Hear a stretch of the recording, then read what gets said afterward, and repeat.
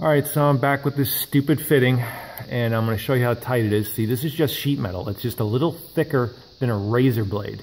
It just barely fits in here. I can wedge it in there. All right, I'm going to wedge it in. I got one end in there, just barely, and the plastic one will not fit in there. Let's get the other end of this one. And the old fitting won't fit into the new radiator because they're different diameters. And it is really hard to get in there. All right, but anyway, I made that, and on one of them I was able to make it work. It will not work on this, so I'm going to first attempt a heat gun to melt the plastic to pull that fitting off, because that's what we used to do back in the dealership when I worked for Ford.